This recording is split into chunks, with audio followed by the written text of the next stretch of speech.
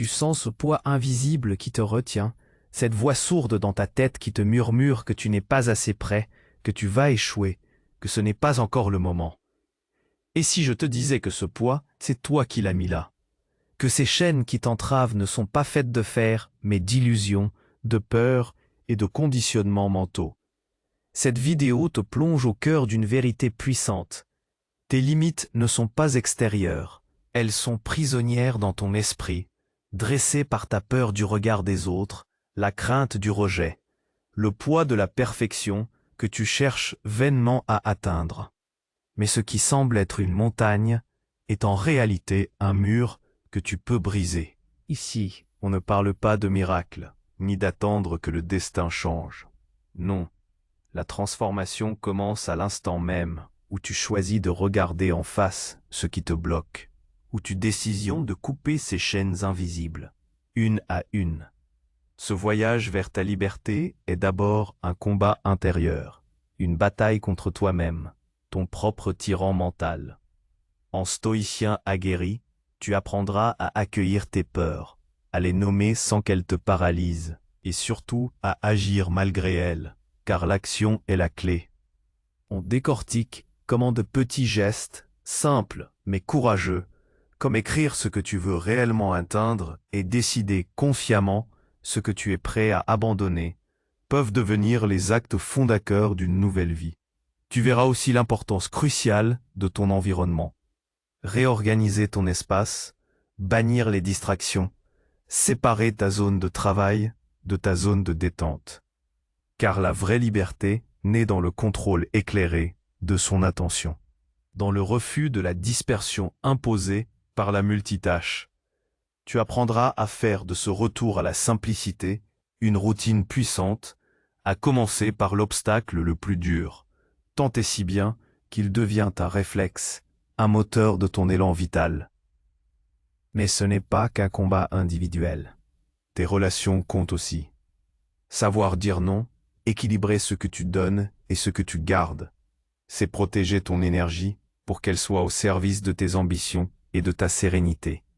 Tu découvriras que cette pratique, quotidienne et stoïque, forge un homme ou une femme libre, maître de ses choix, forgé dans le feu de sa vérité, guidé par la vertu plus que par le regard d'autrui. Reste avec moi jusqu'à la fin, car cette quête de liberté n'est pas une ligne droite, ni un simple défi à relever. C'est une transformation profonde, où chaque pas compte, où chaque peur surmontée éclaire le chemin. Tu vas repartir avec un nouveau regard sur ta vie, sur ce qui t'enchaîne et surtout, sur ce que tu peux détruire pour enfin vivre pleinement. Prépare-toi à briser tes limites, à oser agir et à transformer ta vie, pas demain, mais ici et maintenant. Liste des thèmes abordés. 1. Reconnaître ses chaînes mentales. Identifier peurs et croyances limitantes. 2. Affronter et apprivoiser la peur sans la laisser gouverner. 3. L'importance des petits actes de courage, écrire ses objectifs et ses renoncements. 4. Recréer son environnement, un espace dédié pour penser et agir efficacement. 5. Protéger son attention, bannir la multi-activité et les distractions inutiles. 6. Agir simplement et avec constance, en commençant par ce qui paraît le plus difficile. 7. Savoir dire non, préserver son énergie et cultiver des relations saines. 8. La transformation intérieure comme moteur d'une vie authentique et libre. Cette vidéo s'adresse à tous ceux qui sont prêts à faire face à leurs véritables ennemis, leurs propres limites pensées. Ensemble, apprenons à les détruire pour révéler la force qui sommeille en nous. Si cela fait sens pour vous jusqu'ici, aimez la vidéo et partagez-la avec quelqu'un qui a besoin d'entendre cela. Votre soutien permet à cette sagesse de toucher plus de cœur et d'esprit. Tu le sens, n'est-ce pas? Ce fardeau invisible dont nous parlions. Ce murmure insidieux qui te dit que tu n'es pas à la hauteur, que ce n'est pas le bon moment ou que l'échec est inévitable. Ce poids, cette voix, ne sont pas des entités extérieures qui t'oppressent. Elles sont des créations de ton propre esprit, des chaînes forgées par tes peurs les plus profondes, tes croyances limitantes et les conditionnements que la vie, la société ou même ton éducation ont inscrits en toi. Le stoïcisme nous enseigne que la première étape vers la liberté est de reconnaître la nature de nos geôliers, non pas les blâmer, mais les observer, les identifier et comprendre comment ils se manifestent dans ta vie quotidienne. Ces chaînes mentales se cachent souvent derrière des rationalisations impeccables. Je ne peux pas changer de carrière, c'est trop risqué. Je ne suis pas assez intelligent pour apprendre cette nouvelle compétence. Que penseront mes proches si j'échoue? Ce sont les masques de la peur du jugement, de la perfection impossible à atteindre et surtout de la peur de l'inconnu. Prends un instant pour te demander quelle est la croyance limitante la plus persistante qui te retient. Est-ce la conviction profonde que tu n'es pas digne de succès ou que ton bonheur dépend de l'approbation d'autrui? Le stoïcien ne fuit pas ces questions inconfortables. Il les affronte, armé de lucidité. Il sait que ces vérités autoproclamées ne sont que des impressions, des jugements que nous portons sur nous-mêmes et sur le monde, et non la réalité objective. En les nommant, tu commences à leur retirer leur pouvoir. Tu ne les nies pas, tu les vois pour ce qu'elles sont, des pensées et non des faits gravés dans le marbre. C'est le début de la déconstruction, le premier maillon que tu peux briser. Une fois que tu as commencé à reconnaître ces voies et ces chaînes, l'étape suivante, et souvent la plus intimidante, est d'apprendre à affronter et apprivoiser la peur sans la laisser dicter ta vie. La peur est une émotion humaine fondamentale, un mécanisme de survie hérité de nos ancêtres. Le stoïcisme ne prône pas l'absence de peur, mais la maîtrise de notre réponse à celle-ci. Épictète nous l'a enseigné. Ce ne sont pas les choses elles-mêmes qui nous troublent, mais l'opinion que nous en avons. Une menace réelle, imminente, mérite une réaction. Mais la plupart de nos peurs modernes sont des créations de notre esprit, des scénarios catastrophes que nous tissons avec l'anxiété comme fil conducteur. Comment apprivoiser cette bête intérieure? Commence par la distinguer. Quelle part de ta peur est rationnelle et quelle part est une illusion? La peur de parler en public, par exemple, est souvent une peur du jugement, pas une menace physique. La peur de lancer ce projet qui te tient à cœur est rarement une menace de mort, mais plutôt une angoisse de l'échec ou de la critique. Pour les stoïciens, le courage n'est pas l'absence de peur, mais la volonté d'agir malgré elle. Commence petit. Si tu as peur d'échouer, tente quelque chose de modeste. Si tu as peur du ridicule, exprime une opinion non conformiste dans un cercle de confiance. Ces petites victoires sont comme des muscles que tu entraînes. Chaque fois que tu agis malgré une peur irrationnelle, tu renforces ta capacité à la dominer et tu diminues son emprise. L'exposition graduelle est une forme de préméditatio malorum inversée, où au lieu de méditer sur le pire, tu te confrontes délibérément à la source de ton anxiété, pour découvrir qu'elle est souvent bien moins redoutable que ton imagination ne l'avait peinte. Tu développes une indifférence sage à ces impressions trompeuses, refusant de leur donner plus de valeur qu'elles n'en ont. C'est ainsi que la peur cesse d'être ton maître pour devenir un simple messager, que tu écoutes, puis dont tu reprends le contrôle de ta trajectoire. Cette action malgré la peur nous mène naturellement à l'importance des petits actes de courage, ceux qui, cumulés, finissent par ériger une nouvelle réalité. On parle souvent de grands rêves et de grandes ambitions, mais la vie stoïcienne est une série de micro-choix quotidiens. Un acte de courage fondamental, et pourtant si simple, est de écrire ce que tu veux réellement atteindre et, avec la même rigueur, ce que tu es prêt à abandonner. Pourquoi l'écriture? Parce qu'elle force la clarté. Tes objectifs, une fois couchés sur papier, deviennent moins éthérés, moins évanescents. Ils prennent corps.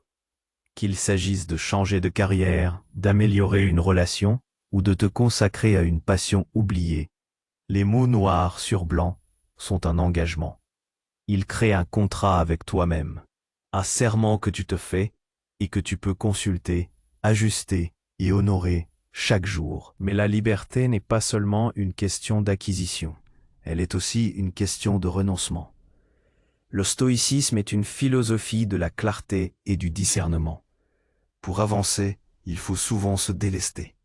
Qu'est-ce que tu es prêt à abandonner pour atteindre tes objectifs? Cette question est cruciale. S'agit-il de ton temps passé devant les écrans? De relations qui drainent ton énergie sans rien apporter en retour? D'une habitude de procrastination que tu as tolérée trop longtemps? Écrire tes renoncements, c'est qu'identifier les sacrifices nécessaires. Accepter le coût de la liberté. C'est une démarche d'honnêteté brutale avec soi-même, mais elle est libératrice. Chaque non conscient que tu écris à une distraction ou à une exigence extérieure est un oui puissant à ta propre ambition et à ta sérénité. C'est la dichotomie de contrôle appliquée à ton emploi du temps et à tes ressources. Tu ne peux pas tout faire, mais tu peux choisir ce à quoi tu consacres ton énergie, ce qui est sous ton contrôle absolu. Ces listes ne sont pas des contraintes, mais des boussoles qui t'orientent vers l'essentiel, des piliers qui soutiennent ta transformation. Elles sont les fondations sur lesquelles tu bâtis ta citadelle intérieure, un espace où tes intentions sont claires et inébranlables.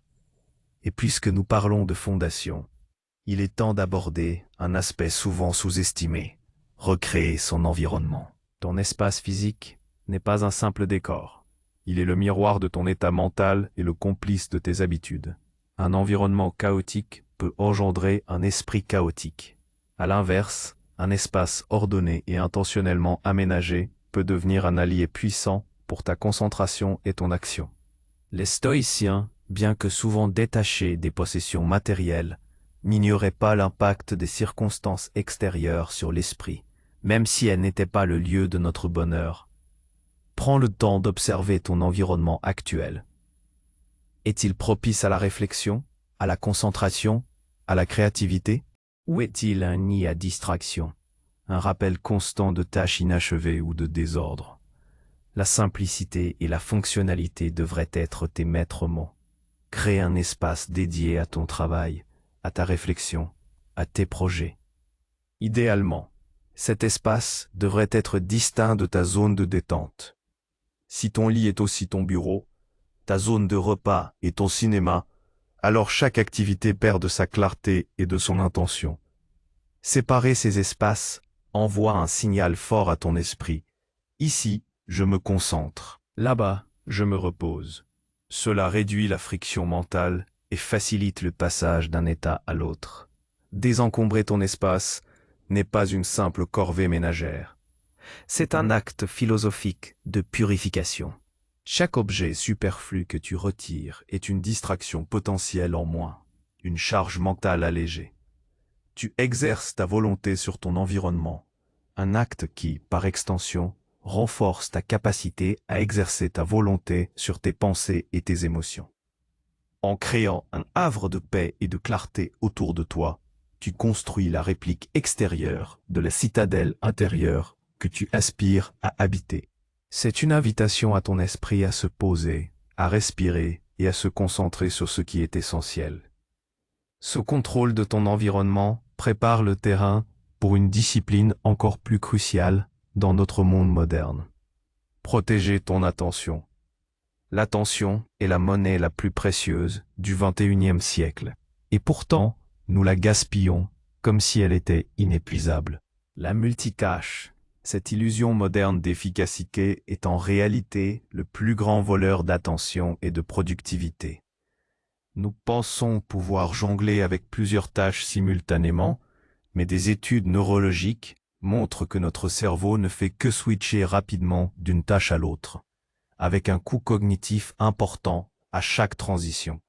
C'est comme essayer de remplir plusieurs seaux à la fois avec un seul robinet.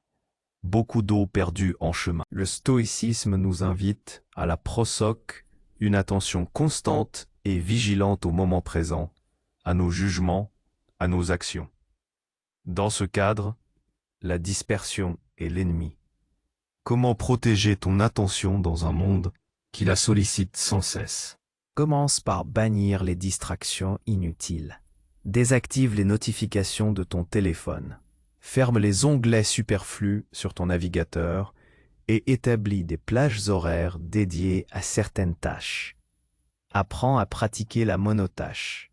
Concentre-toi pleinement sur une seule chose à la fois. Lorsque tu lis, lis. Lorsque tu écris, écris. Lorsque tu parles, écoute vraiment. Cette pratique n'est pas seulement une question de productivité, C'est une forme de pleine conscience qui enrichit chaque expérience. En dirigeant délibérément ton attention, tu reprends le contrôle de ton esprit. Tu ne laisses plus le flux incessant d'informations te tirer dans tous les sens. Tu choisis consciemment où déposer cette ressource inestimable. C'est un acte de souveraineté personnelle, une affirmation de ta volonté face à la tyrannie des sollicitations externes. Chaque moment d'attention focalisé est une victoire sur le chaos. Un pas de plus vers une liberté d'esprit où tu décides de ce qui a le droit d'entrer dans ta conscience et de ce qui doit rester à la porte de ta citadelle. Une fois l'environnement clarifié et l'attention focalisée, la prochaine étape est de agir simplement et avec constance, en commençant par ce qui paraît le plus difficile. La procrastination est souvent la manifestation de cette peur de l'ampleur de la tâche, du désir d'éviter l'inconfort. Nous reportons ce qui nous semble insurmontable ou ce qui nous demande un effort mental important. La sagesse stoïcienne nous encourage à ne pas reculer devant la difficulté, mais à la considérer comme une opportunité d'exercer notre vertu. Agir simplement ne signifie pas éviter la complexité, mais la décomposer en étapes gérables. Le voyage de 1000 lieues commence par un seul pas, disait Lao Tse, et les stoïciens auraient acquiescé, sachant que ce pas doit être posé avec intention. Commencer par ce qui est le plus difficile est une stratégie puissante. Imagine que tu aies 3 tâches à accomplir dans la journée, une qui te rebute, une autre neutre et une facile. Si tu commences par la tâche difficile, tu laisses derrière toi l'obstacle majeur de la journée. Le reste semblera plus léger, et tu auras acquis un élan psychologique indéniable. C'est une manière d'exercer ta volonté dès le matin, de te prouver que tu es capable de surmonter la résistance. Cette discipline quotidienne forge la résilience. Sénèque écrivait « C'est en se mesurant à des adversités plus grandes que l'on acquiert la force. » Chaque fois que tu affrontes et accomplis ce qui te paraît le plus ardu, tu construis un muscle mental. Tu transformes la contrainte en habitude, la difficulté en routine. Et avec le temps, cette routine d'affronter l'obstacle le plus dur devient non seulement un réflexe, mais un moteur, une source d'énergie et de confiance qui te propulse vers l'avant. C'est par cette constance dans l'effort, ces gestes répétés jour après jour, que se construit non pas une vie sans obstacles, mais une vie où tu es capable de les regarder en face et de les traverser avec la certitude que tu es le maître de tes actions. Mais notre liberté ne s'arrête pas à notre relation avec nous-mêmes ou notre environnement. Elle s'étend à nos interactions. Et souvent, la plus grande épreuve de notre volonté est de savoir dire non. Dans un monde qui valorise la gentillesse, la serviabilité et l'intégration sociale, dire non est souvent perçu comme un acte égoïste ou une marque d'indifférence. Pourtant, pour le stoïcien, dire non est un acte essentiel de préservation de soi, un acte de discernement qui protège ton énergie et te permet de cultiver des relations saines et équilibrées. Chaque fois que tu dis oui à une demande qui ne correspond pas à tes valeurs, à tes objectifs ou à ton énergie, tu dis non à quelque chose qui compte réellement pour toi. C'est un coût invisible, mais cumulatif, qui mène à l'épuisement, au ressentiment et à la perte de direction. Apprendre à dire non, ce n'est pas rejeter la personne qui fait la demande, mais Poser une limite claire sur ton temps, ton énergie et tes priorités. C'est un acte de respect pour toi-même, et paradoxalement, un acte qui peut renforcer tes relations en les rendant plus authentiques. Lorsque tu honores tes propres besoins, tu es en meilleure posture pour être véritablement présent et généreux quand tu choisis de l'être.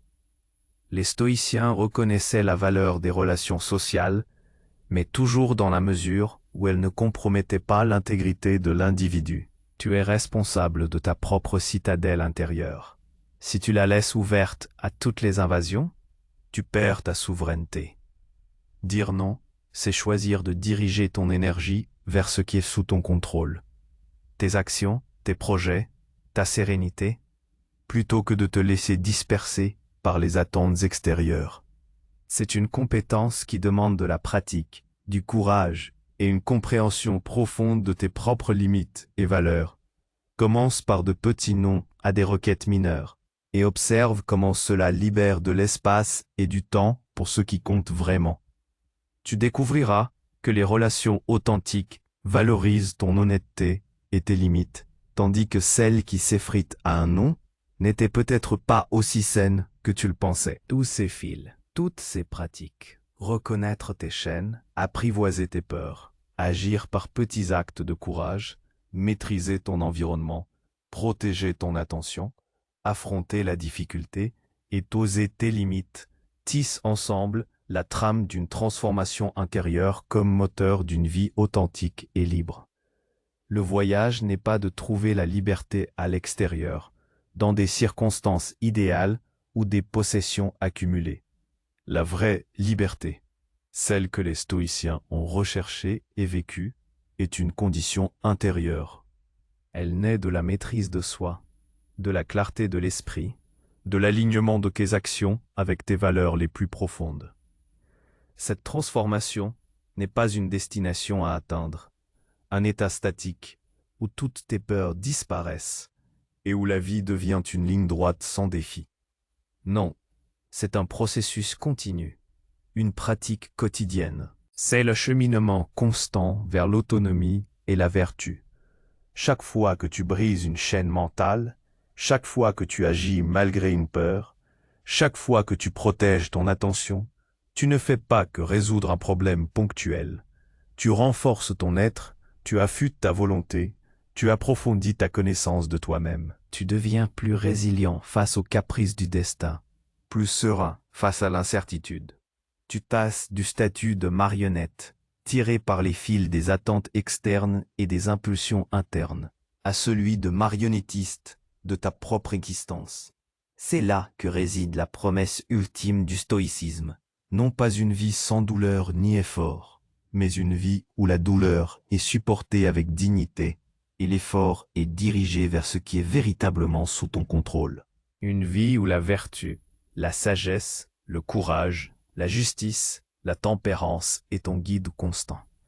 Marc Aurèle nous a rappelé que l'homme a en son pouvoir d'être libre de tout obstacle et de tout embarras, de toute contrainte et de tout obstacle, et il est ainsi un maître de lui-même. Cette maîtrise de soi n'est pas donnée. Elle est forgée dans le feu de l'auto-observation et de l'action délibérée. C'est en faisant face à tes propres limites pensées, en les détruisant une par une, que tu révèles la force inaltérable qui sommeille en toi. C'est en embrassant cette lutte intérieure que tu t'éveilles à une existence où tu es le véritable architecte de ton expérience, où tu vis non pas selon les dictates du monde extérieur, mais selon ta propre nature et ta propre raison. Alors, la question fondamentale que je te laisse est celle-ci. Es-tu prêt à devenir ton propre tyran pour mieux te libérer? Es-tu prêt à regarder en face les illusions que tu as si longtemps nourries et à choisir la voie de l'action, de la discipline et de la vérité intérieure, même lorsque cela est inconfortable? Car c'est dans cet inconfort que se trouve le germe de ta liberté la plus profonde. Si ce message a résonné en vous, n'oubliez pas d'aimer cette vidéo, de partager cette chaîne pour que d'autres puissent aussi trouver cette clarté. Et surtout, laissez un commentaire ci-dessous. Dites-moi, Quelle est la première chaîne que vous êtes prêt à briser, ici et maintenant? Votre contribution nourrit cette communauté et enrichit notre cheminement collectif. Merci de votre attention.